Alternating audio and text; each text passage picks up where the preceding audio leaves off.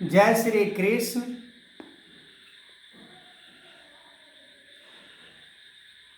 भगवान कृष्ण ने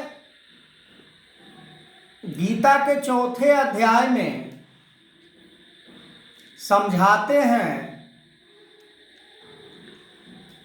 कि जब तक हमारे मन के अंदर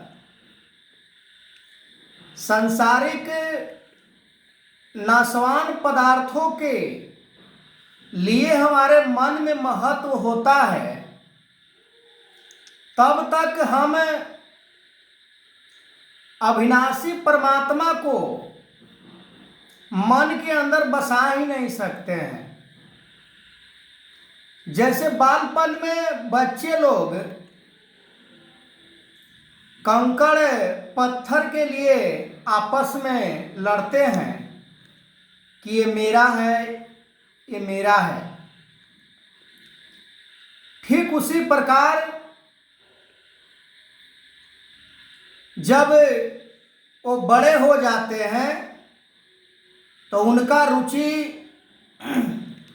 माया के प्रति, रुपये पैसे के प्रति रुझान हो जाता है।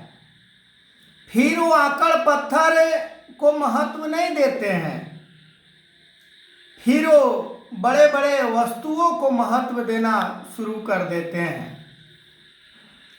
ठीक उसी प्रकार जो परमात्मा को मन में बसा लेते हैं, जो परमात्मा को अपने मन में महत्व देते हैं, फिर संसार के कीमती से कीमती, महंगे से महंगे चीज को वो अपने जीवन में महत्व नहीं देते हैं,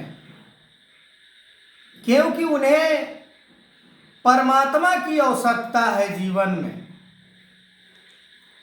और संत जो होते हैं वो सब कुछ हार के परमात्मा को प्राप्त करना चाहते हैं। ऐसे ऐसे भक्तों का नाम आता है धर्म ग्रंथों में, जिसके बारे में सोचकर भी हम सोच नहीं पाते हैं कि उन्होंने परमात्मा की जो प्राप्ति की,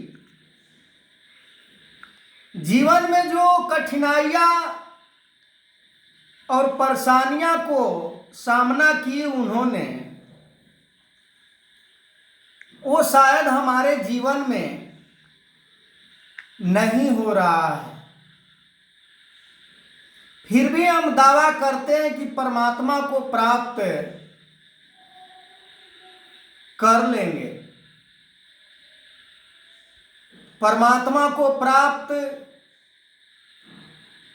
जिसका मन राग से, और राग से जो भी उत्पन्न होते हैं, मोह, माया, लालच, स्वार्थ, ईर्षा, द्वेष, तो जब तक हम राग रूपी अवगुण को अपने मन से नहीं निकालते हैं, तब तक ये सारे अवगुण समाप्त नहीं होते। संत चाहे किसी भी युग में परमात्मा को प्राप्त किए तो उनका मन स्वच्छ, पवित्र, निर्मल हुआ तभी प्राप्त किए। ऐसा नहीं कि संसार के महत्व को मन में रखते हुए उन्होंने परमात्मा को प्राप्त किया। जब देवर्षि नारद ध्रुव को कह देते हैं कि परमात्मा ऐसे प्राप्त नहीं होंगे, तुम्हें सांस को रोकना पड़ेगा, क्या तुम रोक सकते हो? ध्रुव भगवान विष्णु को प्राप्त करना चाहता था। उसने कहा कि मैं रोक दूंगा, पर हमें भगवान प्राप्त होना चाहिए। वो फिर डरा नहीं कि मैं सांस रोक दूंगा तो मैं मर जाऊंगा, मेरा बाल बच्चे क्या करेंगे, मेरा परिवार क्या करेंगे, मेरा रिश्ते नाते क्या करेंगे, मेरा यार दोस्त मित्र क्या करेंगे, मेरा प्रतिष्ठा का क्या होगा, मैं बड़ा जॉब करता हूँ उससे कुछ हमें प्राप्त होता है। यानी नाना प्रकार के मन के अंदर स्वार्थ। तो क्या परमात्मा प्राप्त हो सकता है? असंभव है, नहीं हो सकता। ध्रुव सांस रोक देता है कि मैं परमात्मा को प्राप्त कर लूंगा, सांस रोकने का बात है तो मैं रोक दूंगा। पर आज हमारी नौबत वैसा नहीं है। भक्ति में सरल अवस्था सतगुरु ने बताई है। तन मन धन समर्पण कर दो, 5 प्रण को जीवन में अपना लो, 3 कर्म को निरंतर अपने जीवन में अपना लो। भक्ति तुम्हारा पूर्ण हो सकता है, इसमें कोई संभावना नहीं है। गुरु वचन प्रतीत न जेहि, सपने ते नर सुख न सेहि।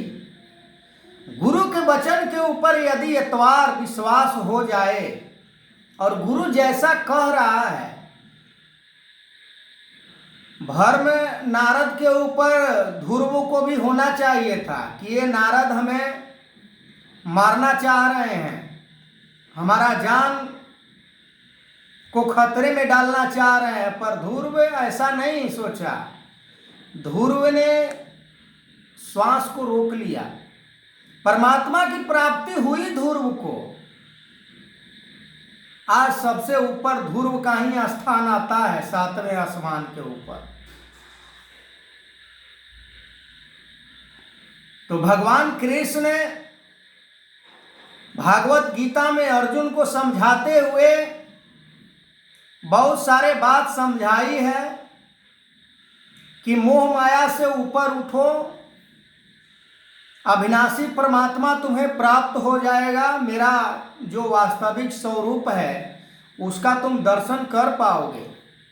आगे मैं इस वीडियो कंटिन्यू करूंगा। तब तक के लिए जय श्री कृष्ण।